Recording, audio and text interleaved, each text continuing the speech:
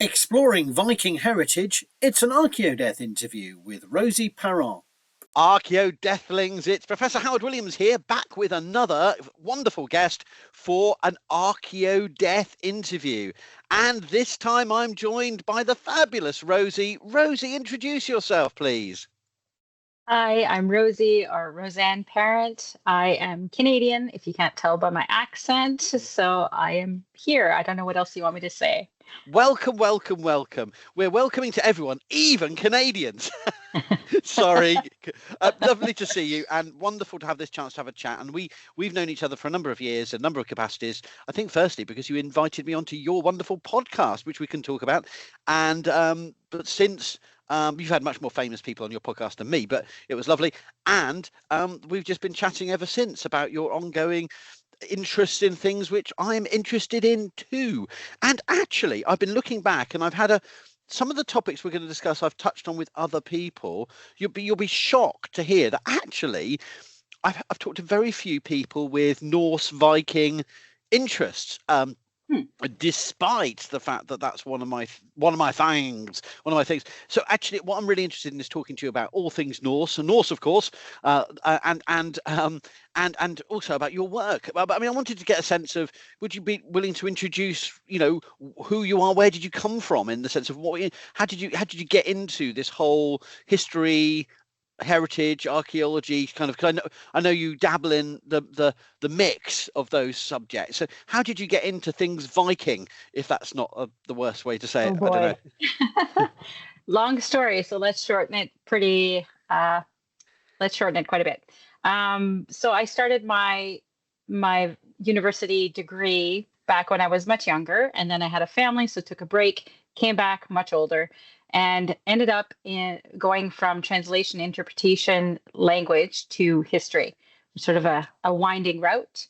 My fourth year thesis for my undergrad was actually Vikings and Victorians with a Scottish focus.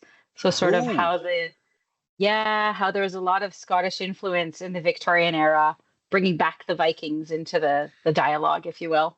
Yes, because the whole thing is a bit of an invention of the Victorians. Mm-hmm. We blame the Victorians for everything, don't we? But the Victorian era was the flourishing of our modern Nordicisms, Yep. Vikingisms, a modern passion for the North. I mean, 18th century, but really kicked off really in big terms in the 19th century, and we're in the shadow of that legacy, for good or ill, usually for ill, but we have that still to contend with, don't we? So that's really interesting. So you've been coming through a disciplinarily windy journey. Yes, definitely. Because my background was very heavily into linguistics and languages. So I'm Francophone, which is like French Canadian. So my second language is English, and then all other languages follow that. And then my master's back in that time, pre-COVID, if we're allowed to talk about that, there was no online masters that were available to me. So I ended up going to University of Highlands and Islands, doing an online program for a Master of Letters, Viking Studies. So I kind of really then fell into Vikings. That's really interesting. And so you're trained in with a Canadian francophone background, but you've been doing your at a British university. I don't know if Scottish people don't like me saying British. a Scottish academic institution. That's a really good mix, isn't it? So and now you're doing doctoral research. So what's your thesis about? I know that it's a delicate subject to talk about anyone about their ongoing research, but tell us what you would like to tell us and what you feel comfortable revealing. As long as you don't ask when I'm done or if I'm almost done. That's the bad question to ask. We all know it's next week, wherever you are in your thesis. We all know it's next week. So yeah, I actually wanted to come back to my local university. So I had to adapt some of my knowledge and some of my interests. But actually, you inspired part of that conversation on my topic. I know. I remember you saying, you have this mass advantage where you are fully French, like not France French, but Canadian French. You can look at the documentation in French. You can analyze it in French. Why not do something with that? And that kind of took off, actually. So my supervisor's specialty is more modern history. There's not a lot of medieval historians at my university. There's only one really that I know of. And she can't do a doctoral supervision. So we adapted.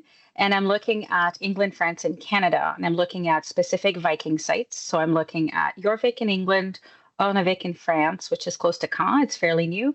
And Lasso Meadows in Canada. So looking at essentially socio-cultural things. How are Vikings being presented to the public is sort of the very quick way I could say it. So it's about Vikings in our world, not Vikings back in the day. As people get very confused when I try to explain anything about our Vikings, today's Vikings, and people say, "Oh, there's no Vikings today." I know, but it's about how people, imagine and connect to these imaginary or quasi-historical and sometimes authentically rooted pasts, and how they mix up in our contemporary culture. I think that's really fascinating. So you're doing a kind of comparative study of heritage sites. Yeah, it's sort of very specific heritage sites, one in English, one in French, and then a bilingual one, which Lasso Meadows in Canada is bilingual. Looking at the, history, archaeology, linguistics. So I'm doing an interdisciplinary PhD. So I pick those three disciplines to mix together and, in a big pot and, trying to work all those elements for the research. And the results are not something for discussion today, or you're happy to talk about your impressions, or where would you like to sit in that? There's some interesting things. Yeah. I mean, I've found a few interesting things. For example, the metal detecting laws are very different in all three countries. Canada being one where we don't really have metal detecting laws. So that's a bit of a surprise, but not really surprising knowing we don't have, the Vikings as a main part of our history here. We're colonizers, right? So the indigenous history is not usually found through metal detecting, it seems. But yeah, the metal detecting laws are very different, which leads to different things. The way that we treat museums and the way that we treat these sites is also, nationally very, very different. So that is also interesting to look at. And then just change over time. Jorvik's been around a long time. So how was it at the beginning and how is it now? Ornavik is very new, so there's a different type of change over time. And then Lasso Meadows is a UNESCO site, and it is run by the federal government. So it has a different flavor to it. So I've been back to Jorvik recently for the first time in more years than I would happily confess. And I remember visiting in a grumpy mood and being engaged by one of these lovely heritage people and thinking they were a bit patronizing back in the day. But I actually really enjoyed my experience this time round. Maybe because I'm better at blending in and just being a sort of Louis Theroux type character, sort of like a investigator. Oh yeah, so that's what you think. But I heard misinformation being spoken by the people employed at the centre. But equally, I didn't go, that is wrong. It's part of the, but I did enjoy. I mean, a lot of it was very familiar because they've updated it, but kept some bits. But I thought some of it was really, there's something. The animatronics, some people get freaked out by them. I think they're very uncanny, but they're ridiculous, but not in the sense that I'm dismissing the experience, but because, it's just, I don't know what to make of it, but I enjoyed it. And I'd done some videos, and they followed me on TikTok for a bit, and then obviously decided I wasn't someone they want to be associated with, so stopped following me, which is fine. But I think it's very constructive to see the way in which the immersive experience has been lasting for decade upon decade. I think that's really interesting, isn't it? It's not going away anytime soon. Yeah, and I mean, the purpose of these sites is very different, which is something I have to definitely address. So, in York, you have the archaeological dig, which was showing this village, and that's kind of how the site got built. And then in France, it was more like a reconstruction of an imagined Normandy kind of village. So there's no archaeological site underlying it. It's just right. Probably, but we don't know, right? So they've had to pick a location essentially to put this site in. So it's not based on on top of a site like in York. And then you have Lasso Meadows, which is, an archaeological site, but some of the stuff had to be rebuilt, obviously, due to the age of Yeah. how long it's been there. It's a So reconstruction on site. it is. Yeah. So it's sort of three very different ways to give this to the public. And I think that that's really interesting to look at. Why, how does it change something? Is it the same experience? I'm not doing visitor experience necessarily. I'm not really doing that kind of a study. It's not sociological. It's more taking the actual history, the actual language, the actual archaeology, and seeing how is it presented. So like a bit, I mean, you've talked about death and memory, right? So it's kind of that idea too, a little bit. So what's really interesting, I've never been to Lonsa Meadow, and I really hope to at some one day. But equally, for me, whatever they do, however they interpret that site, it's a unique site, right? It's a unique site within a nation. So there's a lot of weight, a lot of pressure on it. I mean, Jorvik is unique, you could argue as well, but you could also contend with the fact there are many Viking era urban sites around Europe.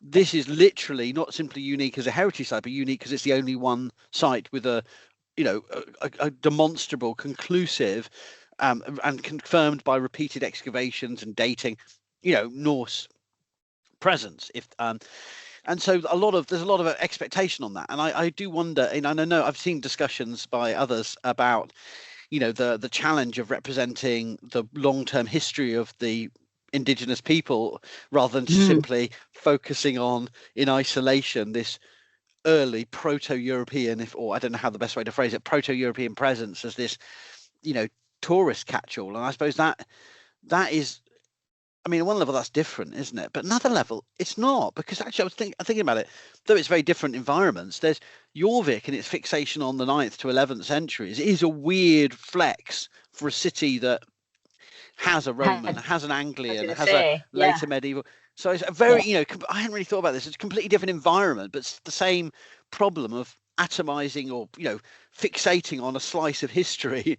I don't know about the Normandy one, whether they talk about the Franks or they talk about what they have a comes later. Carolingian village attached, so they sort of are building this. So everything that they're building is building using the tools of the time. So they had to build a forge to build the tools. It's similar to that castle in France. That idea. Yeah, so they're building a Carolingian village with the Viking village that they built. So there's sort of the dual purpose there. They were building the church when I visited.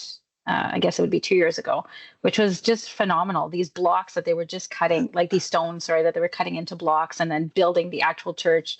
You have to put the altar before you put the walls, like all of these things. It's just fascinating to talk to people about how they were doing this. I've never seen anything like that. A building of an early medieval church afresh would be just in itself as an isolated phenomenon. That is a huge endeavor, and there's reconstructed timber buildings everywhere, but building a stone church, I can't think of anyone I've heard of that. I'm sure it's been done by someone, but that's really amazing in itself. But so you got like kind of two adjacent villages taking you on a, they're supposed to be sort of broadly contemporaneous, or is the idea that this is pre-Viking and then Viking? Is that as a succession? No, I don't know, because it was very, very new, right? Right. It's not fully fleshed out, or maybe it is now. But when I did go just post-COVID, it was fairly new. So they're still talking about, this is the Carolingian part, and then you sort of go down the hill, and then you're into the Viking part. So they were separate, but I'm wondering if they're going to tie it in a little more together, in the future. Yeah, as they expand, if you will.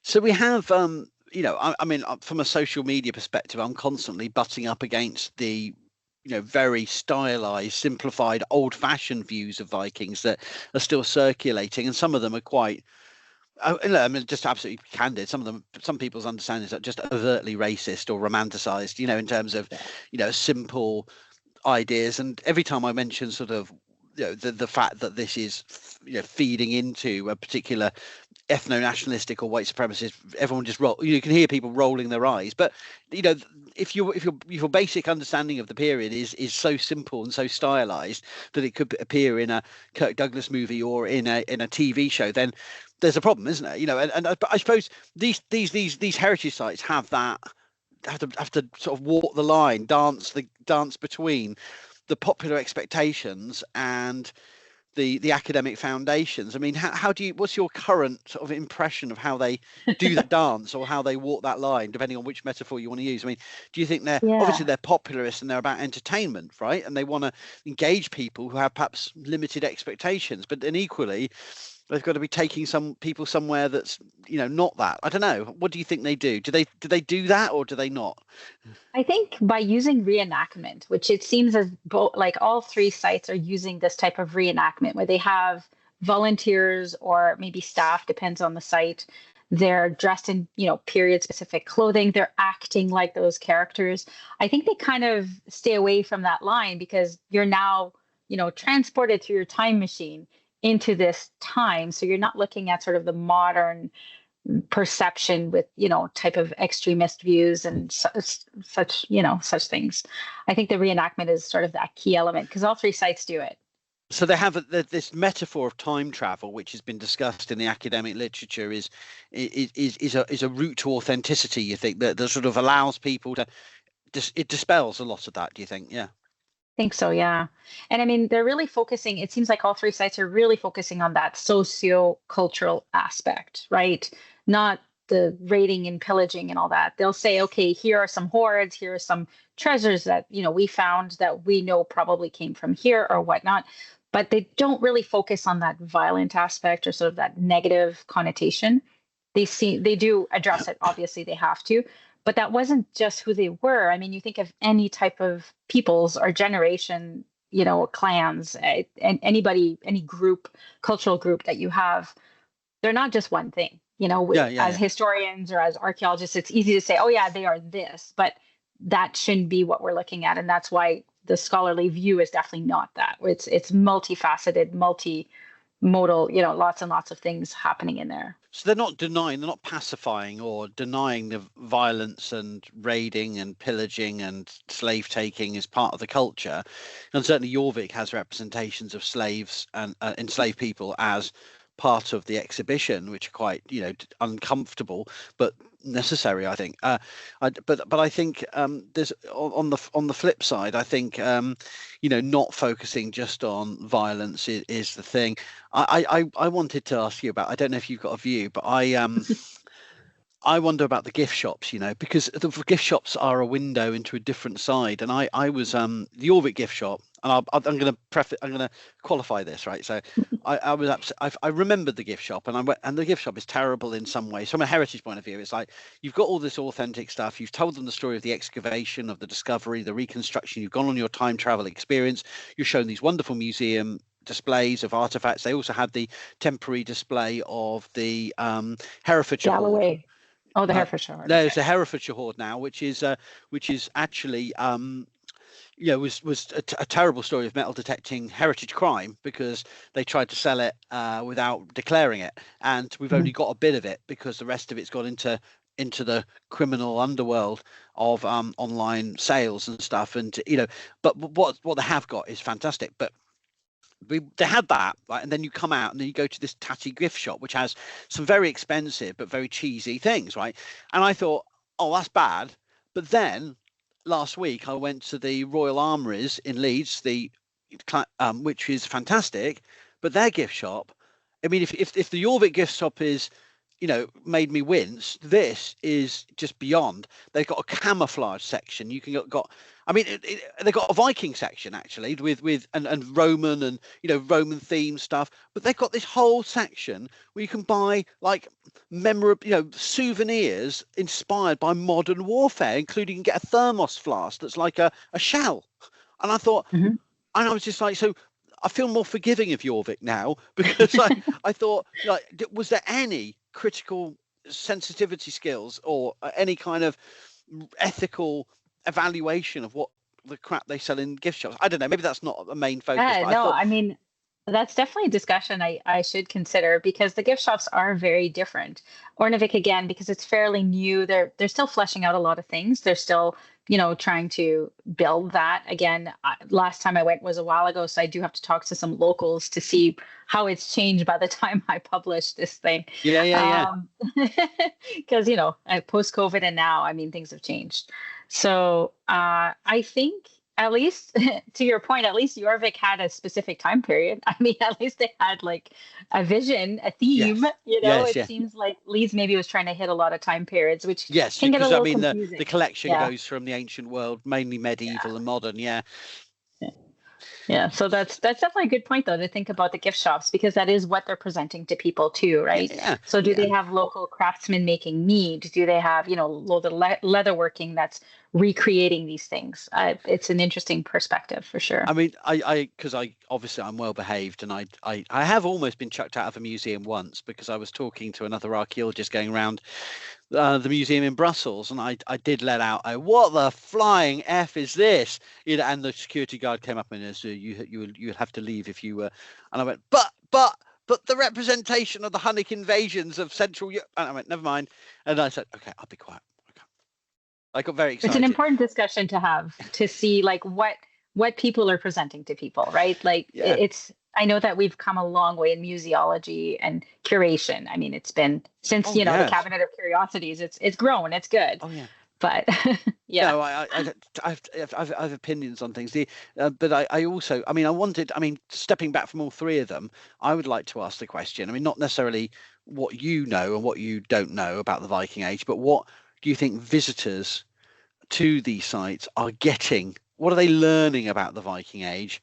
And then the flip side, you can come on to if you want to. What do you think we're missing from these heritage experiences? What do you think we're overlooking?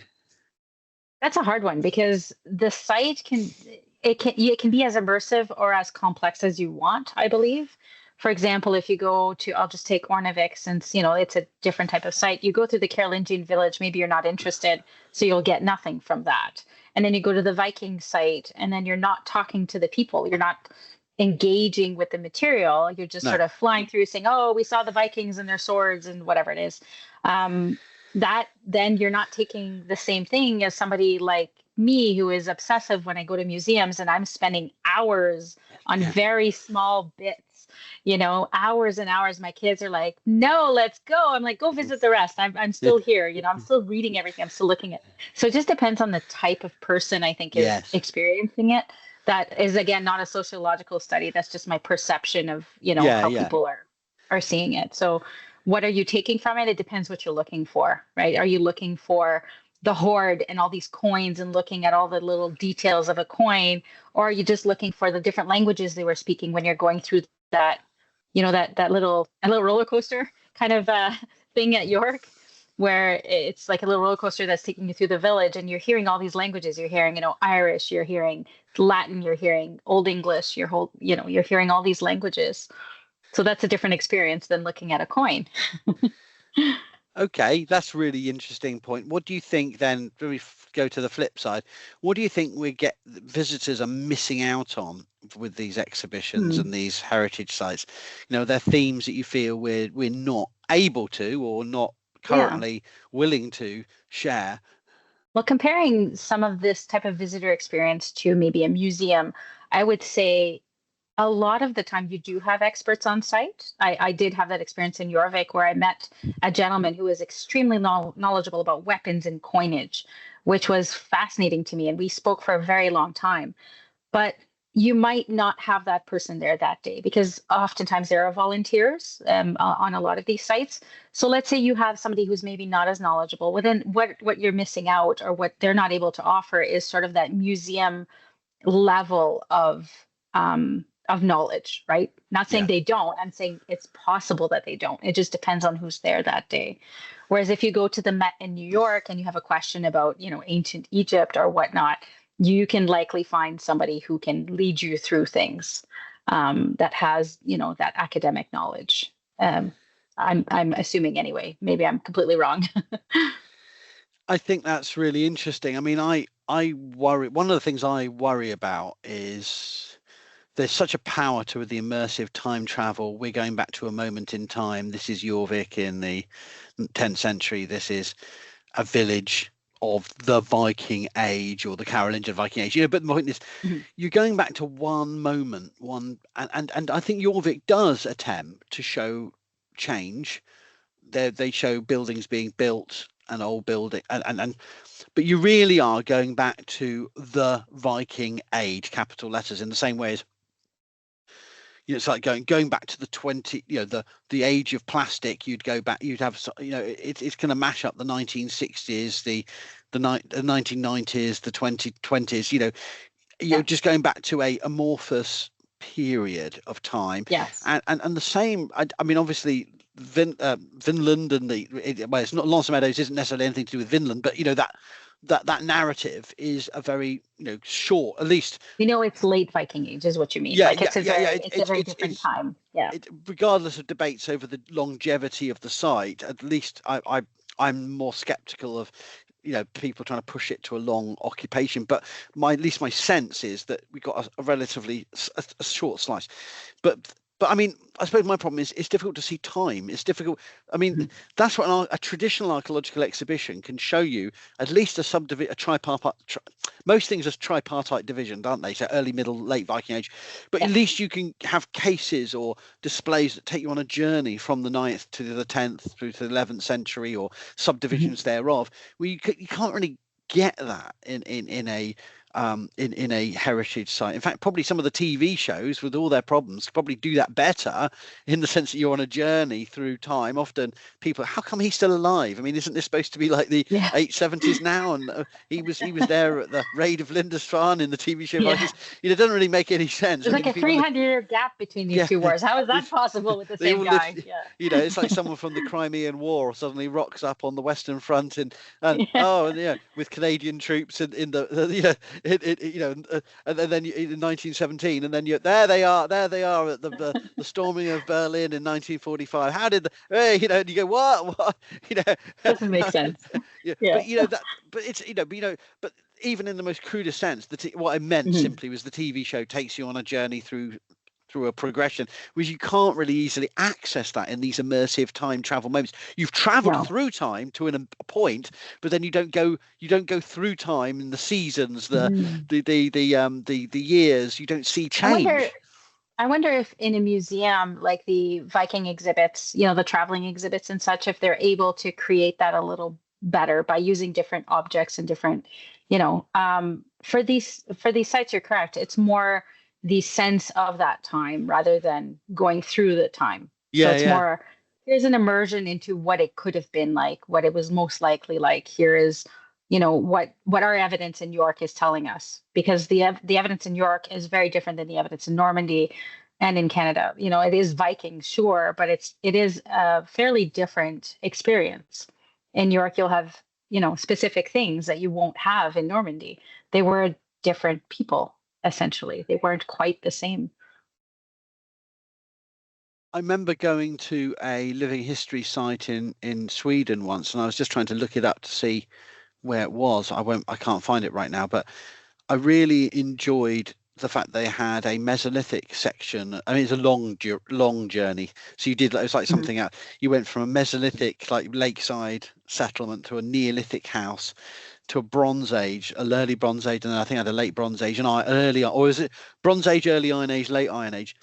And I thought that was interesting. But the other thing that I was going to say is that, I mean, we don't have any burials from Lonsa Meadows, right, as far as I recall. So we don't have the dead.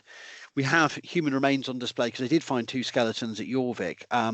But the other thing is, there's potential at the Normandy site, because they're building a church. Maybe they'll put burials or have some kind of reconstruction of funerals. But I often find the dead are missing. But the Swedish site, they also had a little stone circle, and I think they had a burial mound as well. So they were trying to create not only a landscape of the living, but a sense of a funerary landscape, which is actually, for the Swedish landscape, the thing that you see as a tourist. Absolutely. And I suppose that's another area that is a challenge for these sites to remember that people aren't living next to graves, but they're living in a landscape where their ancestors are present, where at least in 2 of the areas there's a funerary element. I mean, we don't know about Lonsa Meadows, but it's I don't know, that's an interest. I'm always thinking about death, so that's a thing that always that's definitely your forte. But I mean, so have you any sort of this leads to the big question, I suppose, that I'd love to hear you from a Canadian perspective, from a from a francophone perspective of what do you I don't know. There's two ways of asking this. Do the Vikings matter today? I mean, does anyone care? And if they care, why? Why do the I was going to say, why do the Vikings matter today? But do they really matter? Because some scholars will say, well, we've got to combat all this misinformation and disinformation about the Vikings, and I passionately believe that. But then I sometimes think, actually, does anyone really care? Is this just an adjunct to a Marvel? Given how much people care about Marvel films, or is anything we say really going to make a difference? So I was just interested in your perspective on, do the Vikings matter, and if so, to what extent? To me, they matter, obviously. Yeah. In Canada, I would say it just depends. I'm guessing in Newfoundland they would matter a lot more because they're more present. Where I am, in Ontario, it's not a big point of conversation. I have a hard time talking to anyone about Vikings. They just roll their eyes and say, "Oh yeah, I saw the TV show," or whatever. Scholarly wise, there are some universities that have a little more Scandinavian focus. I know there's a huge Icelandic population that settled in Western Canada, so I would imagine they have more of that dialogue. Why do they matter, or do they matter? I think they do matter. A lot of their technologies are very interesting to study because we're still using some of that, and understanding, sort of the human innovation just through any type of people, where it's whatever you want to call them, the prehistoric to the historic to the more modern. All that innovation says something about humanity, and that I find fascinating in general. So do they matter? Depends on who you ask. And I think they still do matter because they're part of the bigger picture of humanity. They're part of that bigger conversation we should be having. I think if I was going to be optimistic as you, I would say that at the end of the day, it's not about the Vikings. It's about the people who've heard of the Vikings, and we can use the Vikings to tell them about other cool stuff. As much as there's the people who fixate on the Vikings and want to learn about the Norse world and its interactions with other cultures and of their time, and but there is a bigger story that the Vikings are like the poster boys and girls of that way in. We can use them to get into more interesting stuff. I think my master's was more like with the Gaels and the Vikings, so yes. I had sort of the mixture of Gaelic and Viking in the Kingdom of the Isles. So I'm always fascinated with the métissage, we call it in French. So the sort of that mix of cultures. I do have some Indigenous roots that are, I wasn't raised so much Indigenous, so I don't want to claim to be fully Indigenous. I'm not. I do have the roots. There are some traditions that I now recognize are definitely more Indigenous than Francophone. But I've always been fascinated by sort of this melding of culture. So when you look at the Vikings traveling across, the Western world, there's definitely a melding of culture. There's definitely them hitting up different cultures and changing things, and maybe, assimilating, maybe, growing with them, whatever it may be. Depends on where you're talking about. I don't want to it's such a wide topic. And it's such a sensitive topic to some who get very animated. Obviously. There's so many different nationalist traditions and localized traditions. Like all I have to do is cycle for an hour or get a 20-minute drive, and I'm into the Wirral Peninsula, where they love their Vikings, or at least some of them do, and in a way that is unsettling. And I saw the final The Last Kingdom film, which is like the film that ends the series. Of course, I didn't realize opted until I watched it, of course, opted for a Wirral location to the Battle of Brunanburh. Interesting. So they've gone down that historical route, which is totally unattested. We've got no evidence of where the Battle of Brunanburh was, in which Athelstan defeated his allied rivals. But they've gone down the route of Bromborough on the Wirral Peninsula, and that's part of since the 19th century, a local sort of obsession with things Viking and Viking heritage.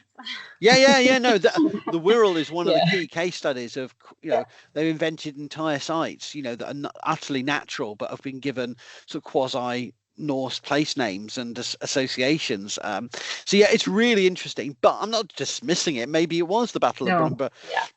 I'll be getting hate mail now because I know that people really passionately care in a way. And that's okay. There's nothing wrong with that.